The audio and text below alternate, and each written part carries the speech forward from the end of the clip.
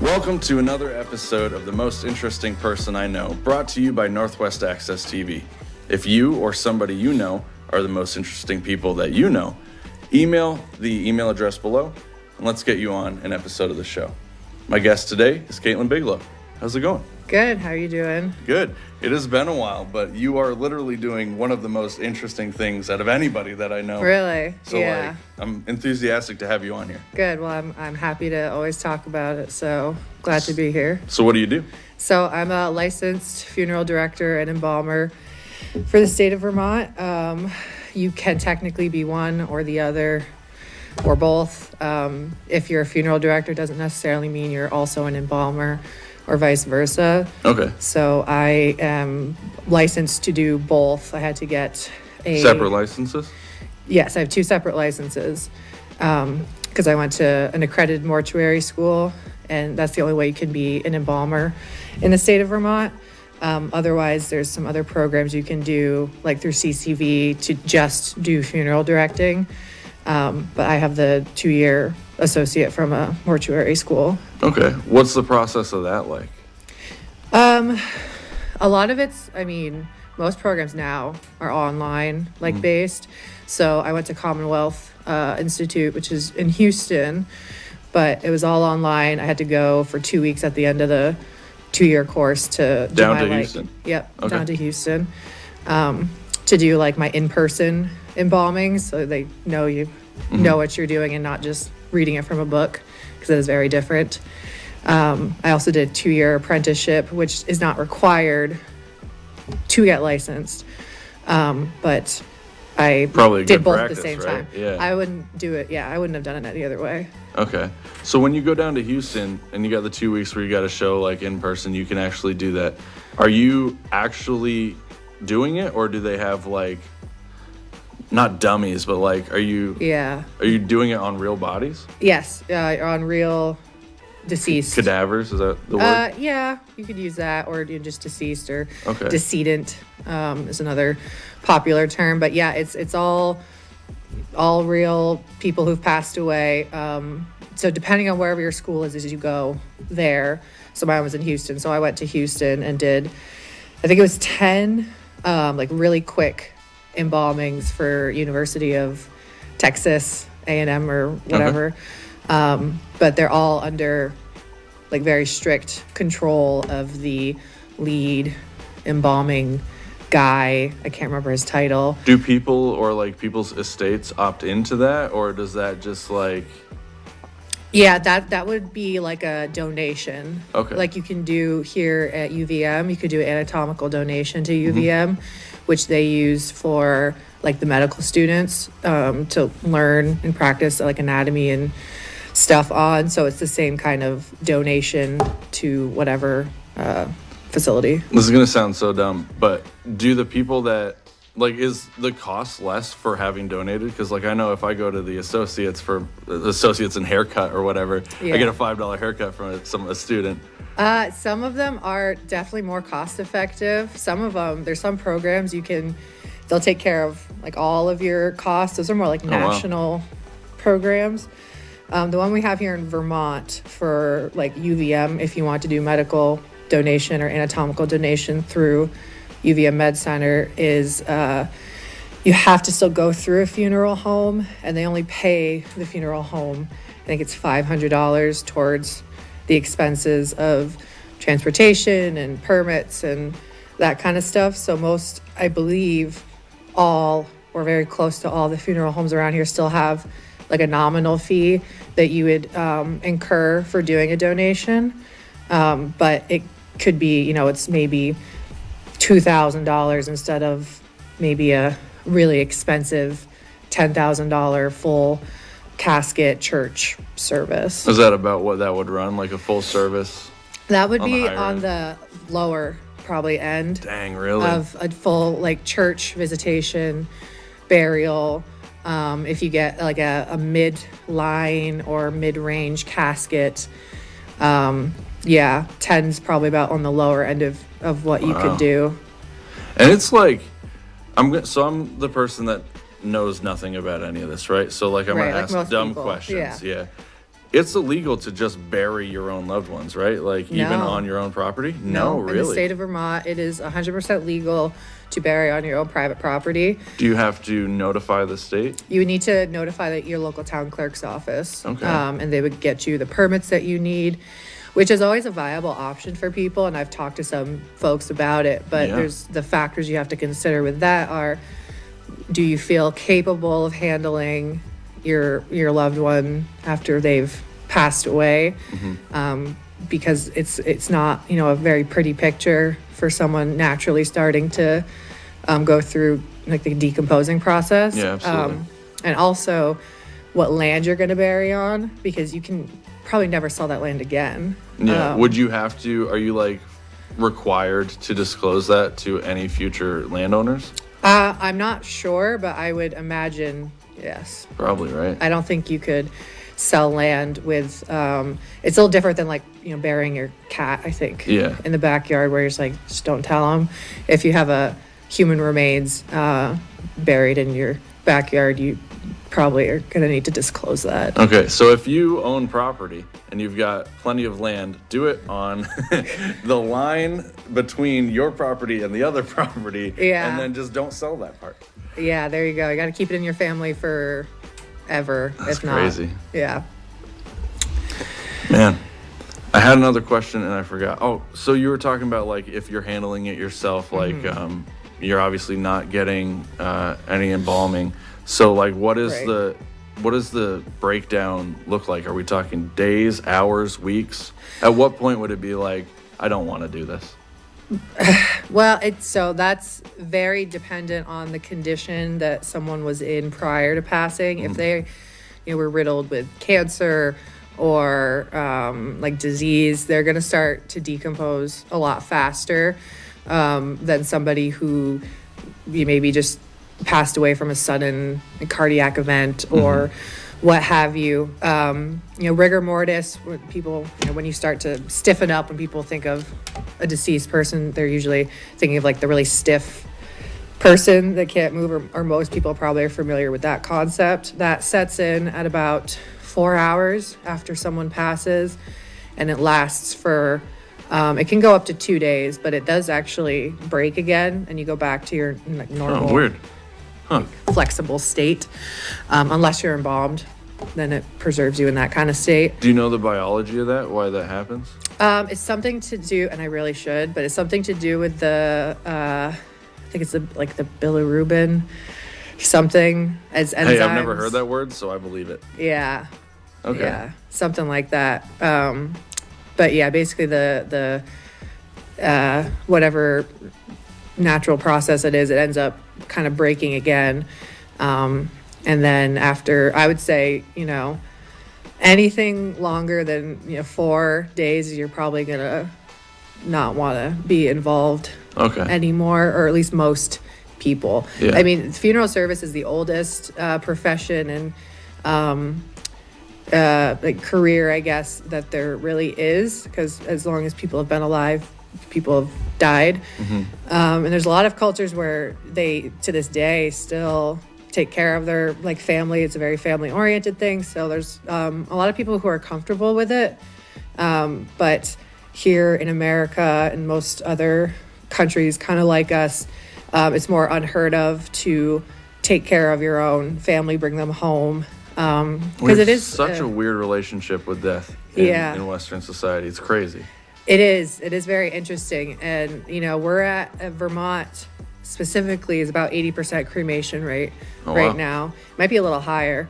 The rest of the country is about 50, but they're projecting, within the next 5 years that the rest of the country is going to be at about 80% cremation too. Partially because the cost factor, you can do a lot of cremation services for a little more of an economical price than a full on burial. And there's also probably got to be a part of it where it's like the family feels like they have more of a handle on their own mortality if they can choose where to spread the ashes, right? Like it feels like there's an afterlife part of that. Yeah, and spreading the cremains is definitely a very cathartic and can be emotionally healing for some folks.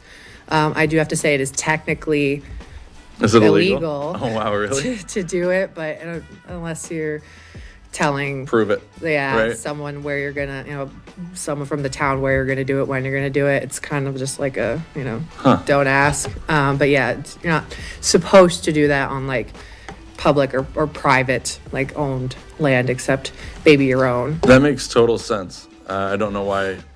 A lot of people, honestly, like they don't know that, yeah. And I tell people a lot of the time just so they're aware, but I'm not going to discourage them from doing it, what they do, because cremation is actually considered a final disposition, final disposition is like the last step of after someone passes away. They're either buried, which would be their final disposition, or they're cremated, which would also count as like a final disposition. Even if you're buried as your cremains after, it wouldn't be a burial that counted as like your final.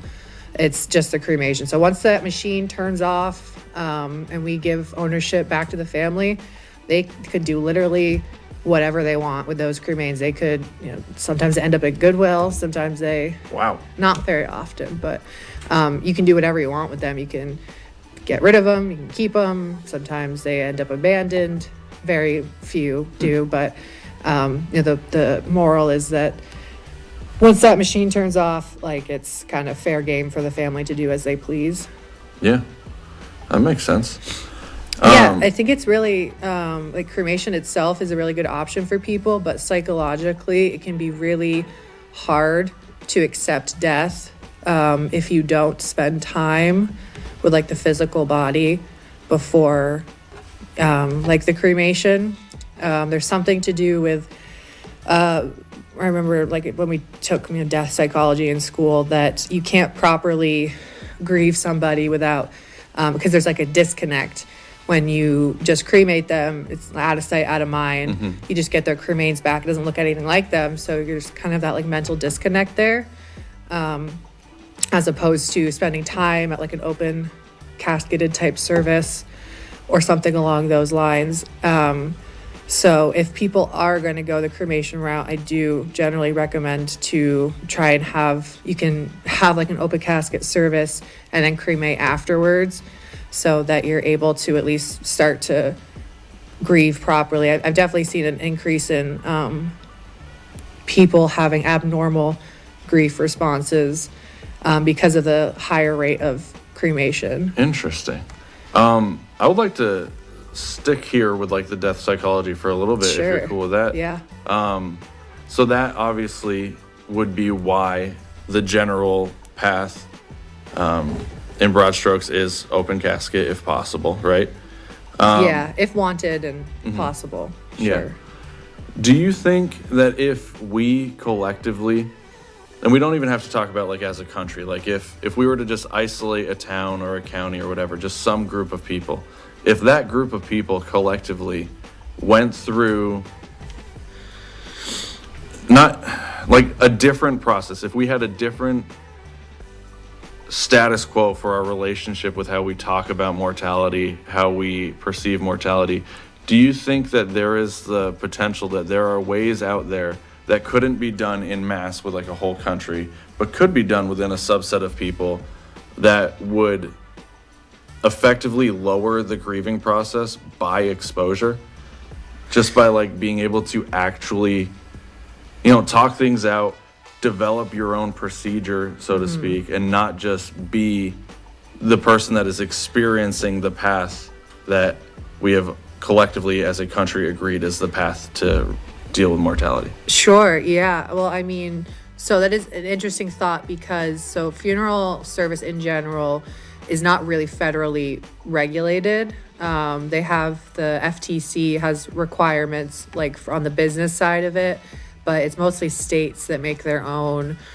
rules and regulations for every other aspect of funeral service. So in theory, states could make it so there was a different rules. They'll just kind of follow the same rules as every other state. But I can't remember the names of the countries, but there are some countries where, like we were saying before, people who take care of their own loved ones, they'll have like a festival once a year and bring their deceased back out.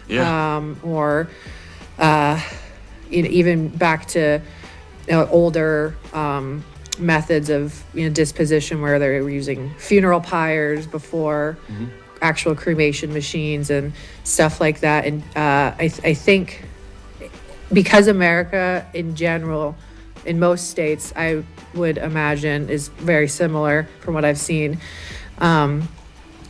that because we're so afraid to talk about it and people are so afraid to embrace the idea of our own mortality, they really push and wait until the last possible moment to do so. And I really think it's because we, as a society, just put like these blinders on and pretend it doesn't happen. A lot of people will leave it for their kids to deal with, or their family. They don't have to worry about it. So they'll have their kids take care of the arrangements after they pass, which is a lot to take on when you're already grieving the loss of your family.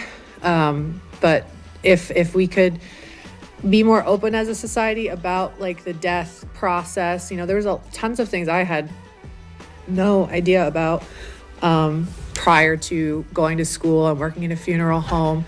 And I used to have a really healthy, I think, maybe unhealthy fear of death for a long time before I started working in funeral service, until I was around it and exposed to it a lot, which has helped tremendously with my irrational fear of dying, which I think a lot of people have. So you have a totally different relationship with your own mortality. Absolutely. It's changed 100%. I was, so afraid of even thinking about it. I thought if I thought about it, it was going to happen. Or just even the thought of whatever.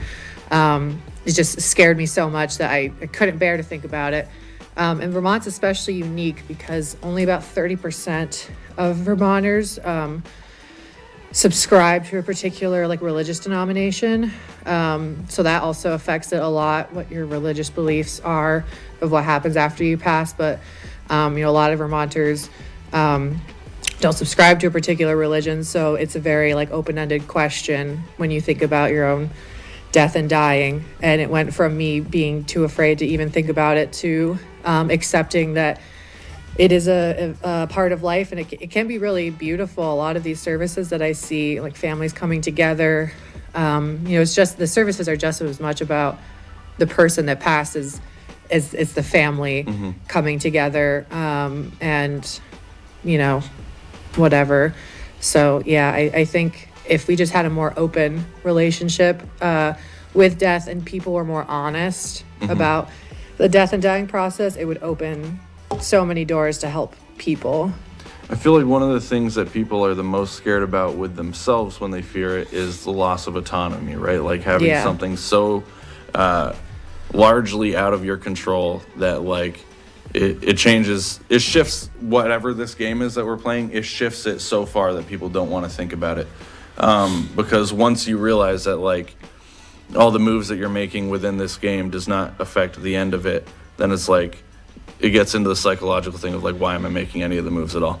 Yeah. But I have been saying this for a while that if we were collectively as a society more open about giving back the autonomy to the person, right? I know I've been affected by suicide. Almost everyone I know has someone within their life to some extent that's been affected by suicide. But it's that person, if that person did it, they're doing it under the parameters of suicide is bad, we don't talk about it. And so now everyone's sad. But collectively as a society, if we were you have the autonomy over when you stop playing this game, then so much pain would be absolved, because there would be a larger percentage of people that choose, they're done playing the game, and their loved ones can know that they themselves have the same choice, and they can empathize with why that choice was made, instead of when the rules are you don't do that. Now you can't empathize. It's I don't understand why they would have done that. That's so horrible. They must have hurt so bad. But it's anecdotally, there is a very old man in my life who just lost his wife. He is not far behind.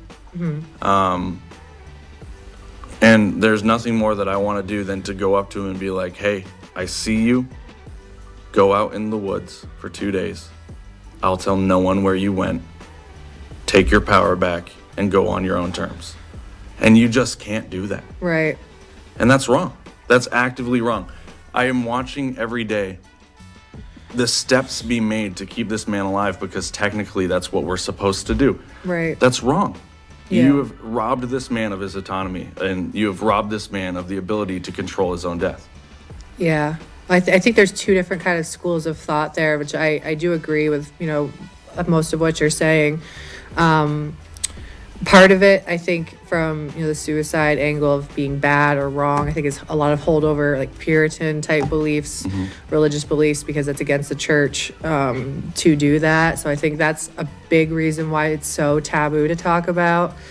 Vermont does have, I think it's Act 26 or Act 25. Is that the assisted suicide? Yeah. Where they do allow assisted suicide, but it is only under very specific circumstances. You have to be very terminal, and it can take a while for that to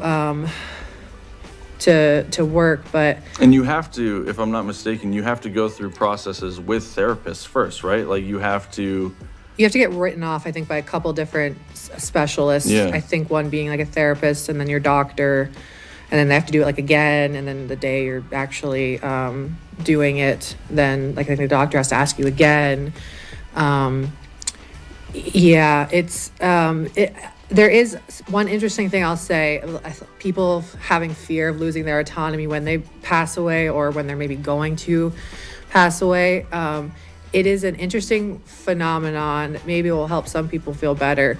That's very recognized in hospice or funeral service, is that when people are close to passing from an illness or disease, it's almost like they have some control over when they go. I've seen many cases of people, having like their wife in the room with them 24/7.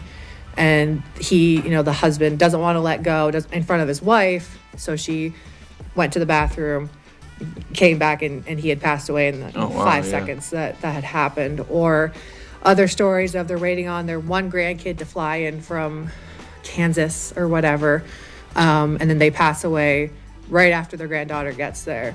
And there's a lot of instances like that where it almost feels like they're controlling or to an extent of when they let go, which for people who are afraid of losing that autonomy, it might be of some comfort to know that it seems like there is some little bit of control you do potentially have. Do you know of any sort of like chemical release in your brain that happens in order to like I have heard that like whatever, I don't know what the actual chemical is, but the acronym or whatever is DMT. I've heard that gets released in your brain, and that like anyone that has ever experienced a psychedelic experience could like attest to a sense of oneness, a sense of scale, and a separation from the ego. And those all seem like super helpful things when you're passing. And those are things that would be provided by DMT. Those are things that have been like quantifiably provided by recreational use of DMT. But it has also been theorized that happens when you die. Do you know anything about that or no? So I have heard that, not like in like DMT being released when you pass. I've heard of that mostly online. I've never been able to verify if that is true or not. I do know when you pass, you get like a huge release of like dopamine, serotonin, endorphins, to kind of flood your brain with really good feeling chemicals. That's pretty cool. Yeah, I don't know about the DMT. I haven't seen any studies. Would circumstances of death impede that, like blunt force trauma death? You wouldn't have the opportunity. If it was instant, sure. But a lot of people don't die necessarily maybe instantly. It might take 50 seconds, 2 minutes. And I think that would be long enough for your brain to realize that. I don't know exactly like the length of time it takes. But from what I've read or heard, it's, that those chemicals are released pretty close to when you are actually dying, not just kind of leading up to it. And time is very much relative, and every moment you experience is a present moment, future moment, or past moment. So that's something that I've taken comfort in, which is like, even if that only lasts for 5 seconds within the human realm, Yeah. you have absolutely no way to know what the relative experience of the duration of time is, but you could quantify that if that's the last experience. That's pretty cool. It's a pretty good one. And I mean, also, the dreams we have that sometimes feel like they take hours, I think the longest your dream can be is like 15 minutes. But when you're in a dream state, sometimes it feels like you're there for hours or days. Dude, the other day I had a dream, and I tried to say this to someone, and they didn't think it was cool. I thought it was crazy. I have dreams that are like sometimes very linear and follow like the pattern of like a book or a movie. Not one that I've seen, but like the creative pattern of A, B, C that you would do. And I woke up from one, and I could remember 11 different moments that led into another moment. Each of them stood alone, but like all were intertwined in the arc of the story of the dream. I think that's very interesting. That's crazy. I 11. I'm very into dreams anyway because I have very strange, like hyper realistic dreams a lot of the time. It's mostly nightmares, but which I've had for way before I started funeral service, but they're all like very hyper realistic. Would have no idea that it was not real life, and I've felt like I've lived days inside of my dreams. Sometimes it's really a weird. When that happens, you're not able to tell that you're dreaming? Not usually. Sometimes towards the end when they're like really horrific type like nightmares or whatever, I'll realize it and I like figure out a way to wake myself up. But a lot of the time it's not until like the very end, or I will cyclically think I wake up in the dream and then it starts over again, and I'm like stuck there. That is the worst. Yeah. You ever considered having a totem in your real life? Do you know what that is? I think I know like the vague concept of a totem. Yeah. It's like something that the parameters with which you can control it that couldn't be recreated in a dream. So like for me, a totem that I have, one of the tenets is you're not supposed to tell people, but I think that's hocus pocus. Interesting. Okay. So I'm going to tell you mine. Sure. Okay. And if you're evil and you're going to ruin my life, then I will. I promise. Here's the means. I'm too busy. I bite my finger, and if I'm in real life, that hurts. Right. If I'm not in real life, that's actually crazy. I do something similar because Really? I know you can't feel pain in dreams. Yeah. So sometimes I'll just like pinch my arm or like slap myself in the face, which is excessive. But like if I'm really thinking this is maybe a dream, I'll try to get myself out as fast as I can. So like I know I can't feel pain in the dream. So if I don't feel pain, I'm like, okay, I'm dreaming great. I wonder what it is where you can't feel pain, but like you can certainly feel sensation. Yeah. So I've heard a lot of people say you can't die in your dreams. You can't feel that. I've died in my dreams. I've died a million times in a single night in my dreams and felt it very realistically. But it's like if you're concentrating on it and thinking about like it, like that you're consciously trying to like make yourself have pain, you can't do it. I've also read like you can't read in your dreams. Or your BS. smartphone. I've absolutely been able to read in my dreams. I don't know if I've been able to read, but people also say like your smartphones aren't in your dreams. But I've seen my phone hundreds of times. Yeah. I think people are full of it. I don't know. Yeah, that feels like anecdotal. Yeah. Like, I've never been able to read in my dream. Well, you can. Yeah, it's some bias. We are presented with an option right now. This has already been a great, very fast half hour. We could cut it here. I will not take offense. I would like us to keep talking. Yeah, we can keep You want to go another half hour? Yeah. All right, we're going to go long. Great. Okay.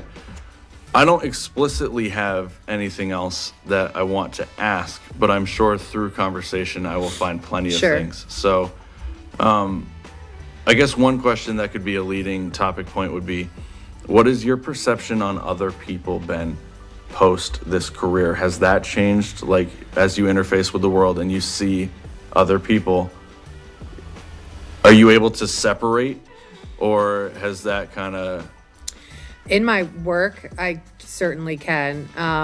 I've also, I think, learned to give people more grace since getting in funeral service, because I've seen people go through awful, tragedies with their family and still have to go out and live their life and be normal and for the next week until the service, or even spring sometimes, because in Vermont, 95, I think, % of our cemeteries close for the winter, which really can mess people up with grieving, because if your loved one passes in December, you have to wait all the way until April or May to actually bury. If that happens, does the embalming process allow for that postponed of an open casket, or does that have to be a closed casket at that point? We would do, usually what we do in those cases is we have just regular like visiting hours when they pass, so that you can spend time with them at the funeral home close to when they pass, and we'll have like a memorial service, or it's technically a funeral service if the body's present. And then when spring comes, we just do the graveside service, or just the portion of like the burying.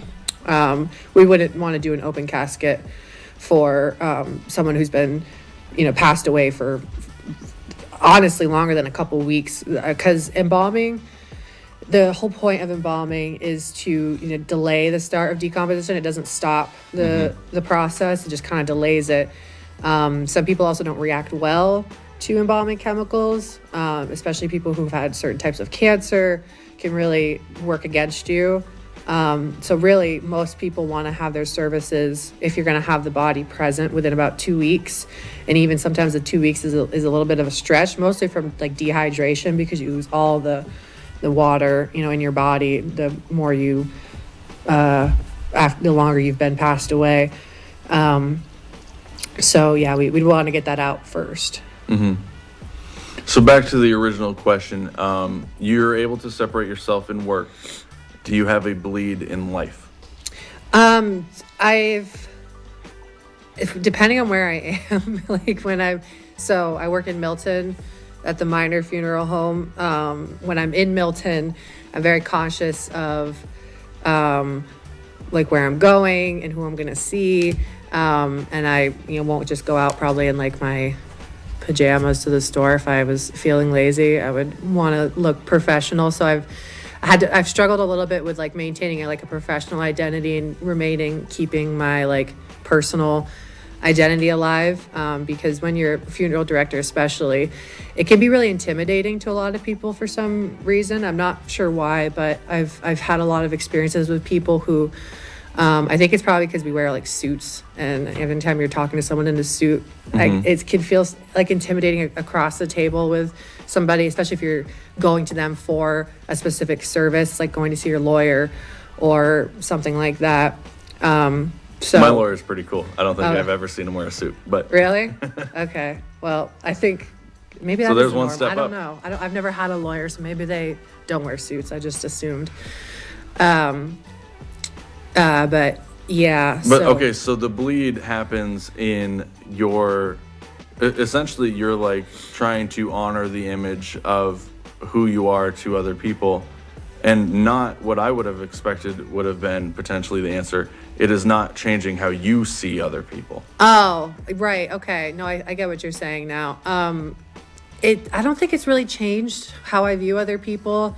Like I said, I do tend to try and give people more grace, because you never know like what they're going through, and I've seen that a lot. But what I found a lot in funeral service is that grief normally just amplifies who you are as a person already. If you were a nice, kind person before you were grieving, you're just going to be more nice and kind usually. If you were a maybe aggressive person, grief is going to make you much more aggressive. So it could probably change some people, but I think it really just makes you more of who you are, because you have less inhibition to hide it. So yeah, I don't think I've changed too much around that. Okay, this is gonna get into like not literal voodoo, but colloquial voodoo. Just like weird, ethereal question, but trauma. When you experience trauma, time changes. Obviously, like anyone that's experienced trauma knows that like you get into this weird uncanny valley where time is not nearly as linear as your day to day. Sure. You are now exposed to the same type of trauma professionally, repeated over and over, that would, upon anyone's first, second, or third experience, push them into that uncanny valley. Did you have that at the start of this career path? and have you lost that through exposure? So that's a very good question, and it kind of leads me into so a lot of funeral directors, at least after starting, I don't think there's much data before becoming a director, but most will struggle with PTSD or CPTSD or substance use disorder because of their profession, because of the things that we deal with. Vermont and other states especially, because we are one of many other states that funeral homes are tasked with the job of doing transportation for the medical, like the chief medical examiner. They don't do their own transportation. They contract the funeral homes in the state to do it. So what that means is if there's a homicide, suicide, motor vehicle accident, the funeral home gets the call to go on the scene of wherever it is to pick them up and take them into the medical examiner's office into their care. So there's a lot of really terrible things that you'll see. The same as like if you were a first responder or a police officer. They've kind of coined the term funeral directors as the last responder because we're the last ones to arrive on scene. But it can be really challenging and difficult. And in the beginning, I was trying to just kind of push it all aside. I still am able to maintain, no matter what the circumstances are, at work, a level of like a professional face. But I no longer try to force myself to not feel anything after I've clocked out for the day. You allow yourself to feel it? Yeah, it's, in a lot of cases, most cases that you get, especially in a state like Vermont where it's an older population, a lot of people that come through the funeral home are 80, lived a really long, good life. Of course, it's always sad when someone passes, but it's not nearly as emotionally charged as like a child or suicide or something along those lines. And I used to just, force myself to not think about it at all, just, compartmentalize it up in a box and I'll deal with it later.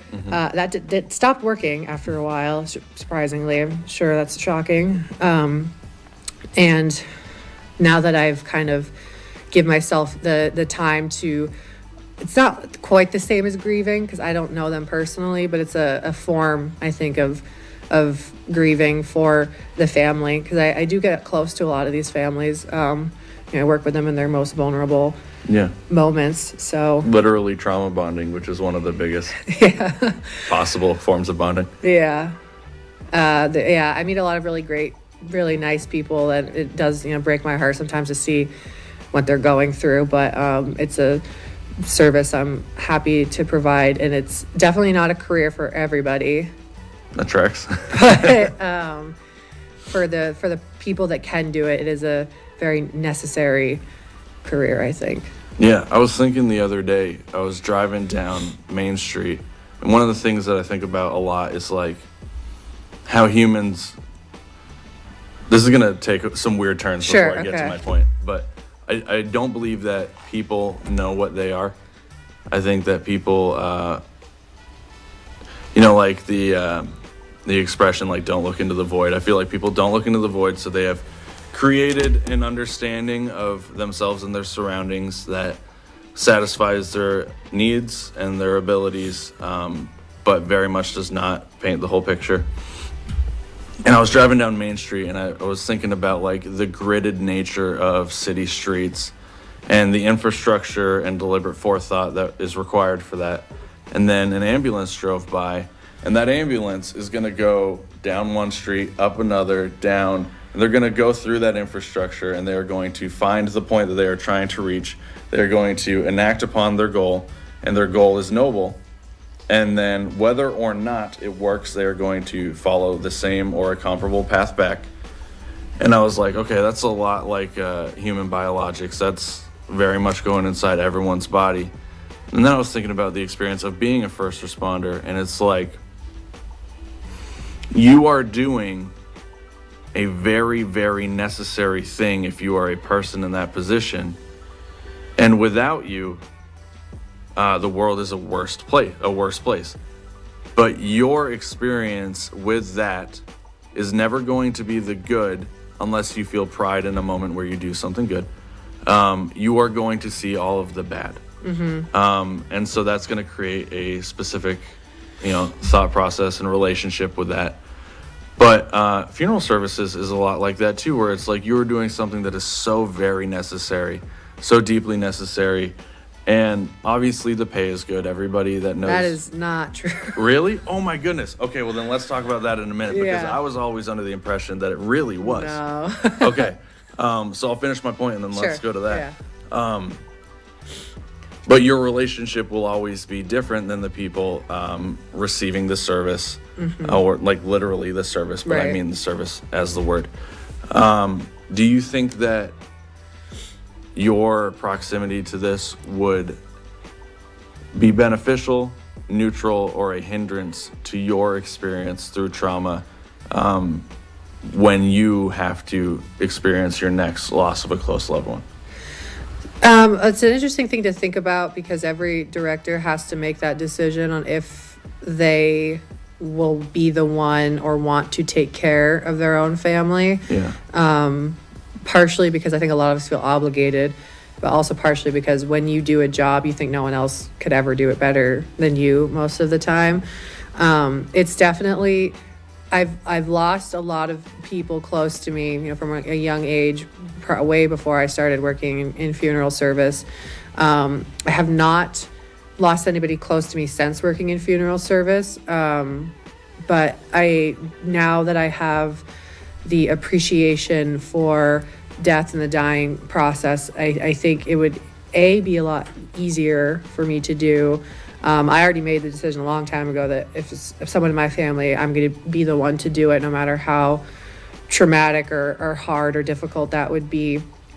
Because there is a level of catharsis to it, of you taking care of your loved one in their most vulnerable state. And, I think everyone has that like twinge of what if, because us as a funeral home, we're tasked with, taking care of someone's most precious thing in their life, their husband or their mom or whatever, to a stranger. And you always kind of wonder if they're getting like the best care they could, which is a natural thing to wonder, because it's not like you're getting your car detailed.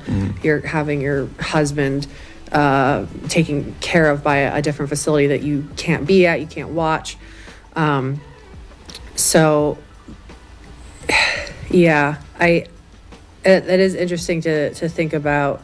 I guess I haven't thought about it too much, but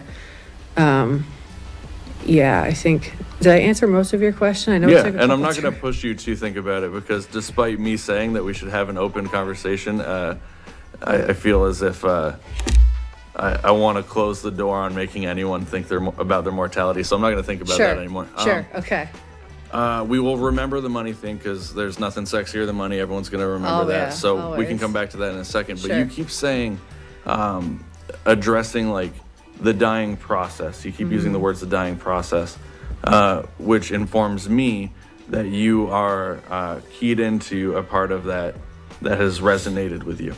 So like, what have you learned about the dying process that makes your subconscious keep bringing that up? Well, I think part of it is trying to use terms that are more, what's the word? Friendly, agreeable, than some other like terms that you could use for, like I don't like to use the term human remains. I don't like to use the term, or to a family at least, maybe to my colleagues, but there's just some other, I try and replace some words with softer sounding words. The dying process, I think, is a pretty big holdover from school, because they mention the dying process a lot. But I honestly, I didn't really know anything about what happens prior to or leading up to someone passing. I just knew the after effect of, because I've luckily never really had that anybody close to me suffer with a long illness where you kind of see what's gonna happen or how they change. And people in America, I think all over the world, really have this kind of unrealistic expectation of what your loved one's going to look like after they've gone through the dying process and they're like legally deceased. A lot of people think, there's a lot of misinformation all over the internet of like the decomposition process or how we do things in the funeral industry, partially because I think people don't want to talk about it or hear it, and also it's not appropriate to talk about a lot of the time. But people think that when you pass, maybe your eyes are closed, your mouth is closed naturally, and it can be very jarring to somebody to see your mom or whoever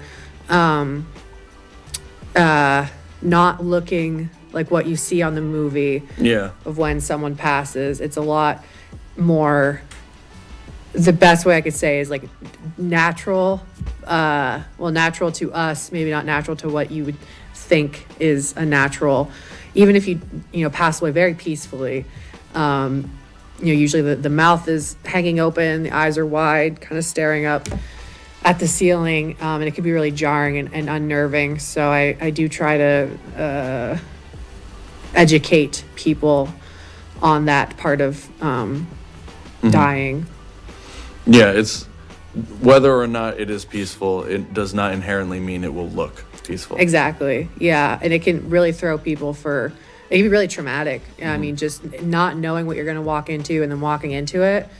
At the funeral home, we, take care of them to like close their mouth, close their eyes, clean them up nicely. But if you're the one to find them, or if you see them prior to coming to the funeral home, they're going to look probably different than what you expect. Mm-hmm.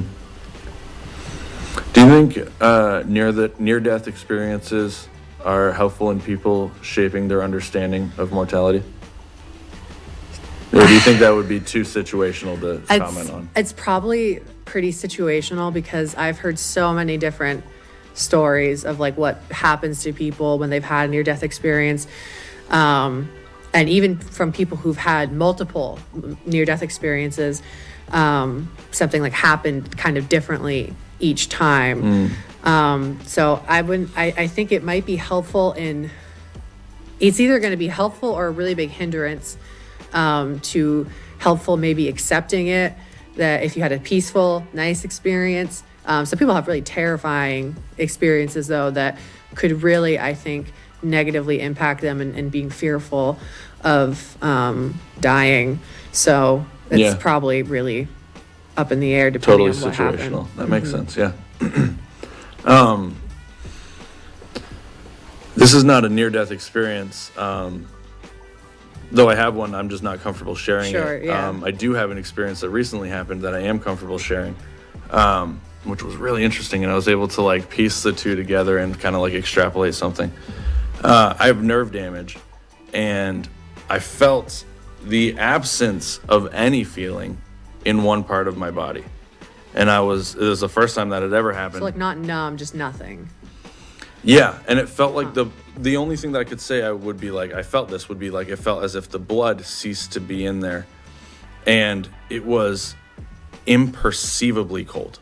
Like it was, think of however the coldest you've ever been was. It's not even in the same ballpark. It was like that part of my body returned to the state of matter that everything else exists within. It was like, that is what, if you could be a rock, it's not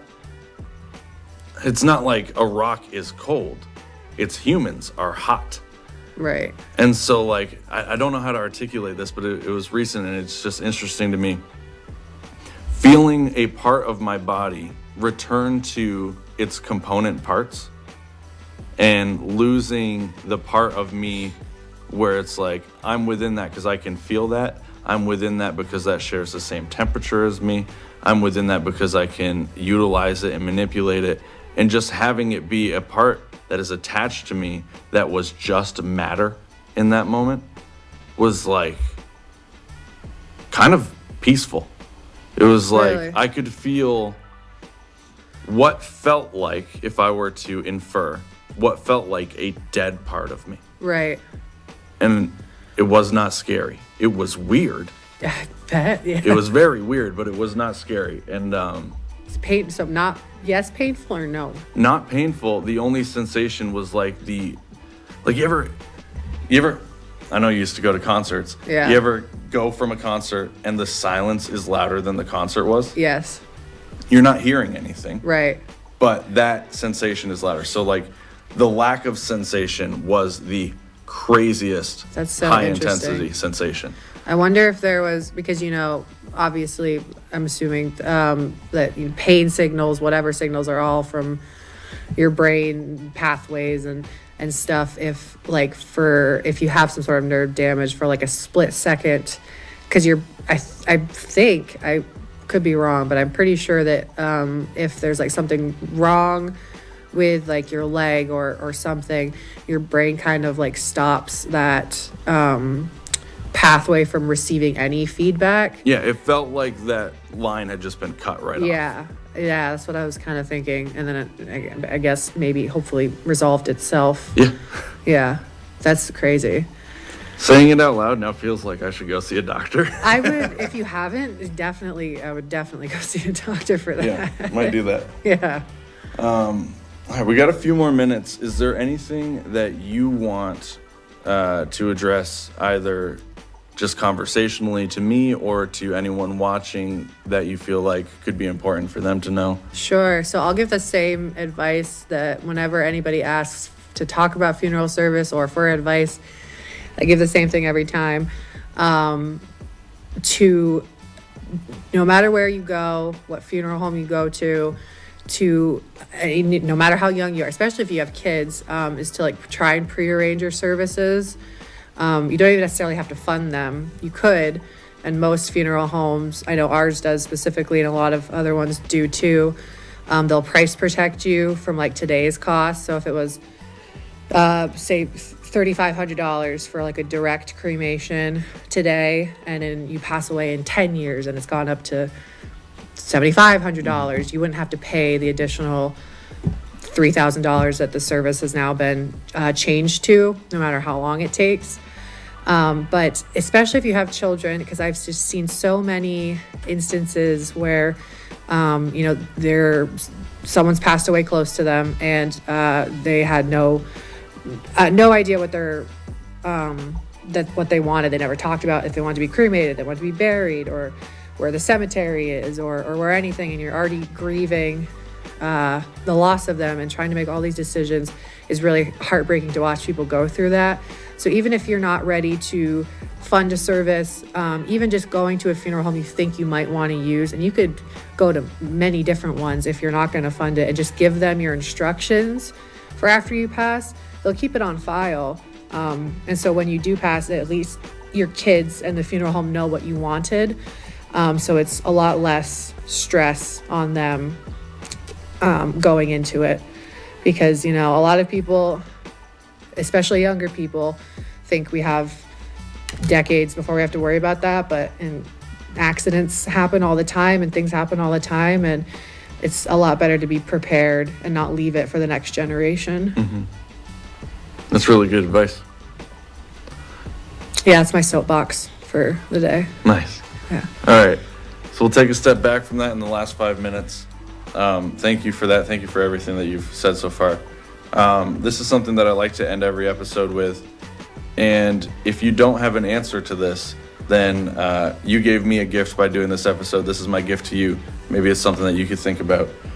I want this for all of my friends.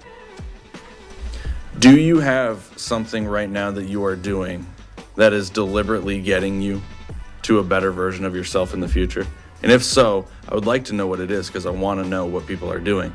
And if not, I want you to know that, that's a thing that people can do. Yeah, absolutely. That's very good advice and a very good question.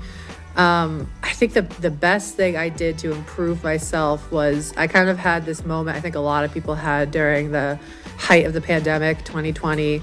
I had this giant existential crisis. I was not fulfilled in my work. I was not fulfilled in my life. I was like, I don't want to work in business or whatever, or restaurants or whatever I was doing for the rest of my life. Like, it just doesn't fulfill me. It doesn't fill me up. And if I don't have a career or a job that I feel like I'm making a difference or I'm helping people, there's always gonna be part of me that isn't fulfilled. And if you don't feel fulfilled, you can't be your best self. So, I took the leap to change my career completely to something I'd always wanted to do. This has been a dream of mine since I was in high school. So, taking that leap of faith, if you can afford it, if it's a viable option for you, to do something that really feels meaningful, really is the best way to, I think, become a better version of yourself, because I feel a lot better than I did when I was hating to go to work every day. I love that. It's a big part of your life. Yeah, it's the biggest part of your life, time-wise. Well, congratulations for doing that, and congratulations for just fully taking control of your life and using that control to do something that's good. I think that's very admirable. Thank you. I appreciate it. Thank you for coming on. You Thanks for are having me. Truly one of the most interesting people I know. I think the name is very fitting. I learned a lot. And if you are an interesting person or know an interesting person, hit up this email below. Shoot me a message. I will be the one that receives it. And let's get you, your loved one, your friend, anyone here to do a show. Thank you again.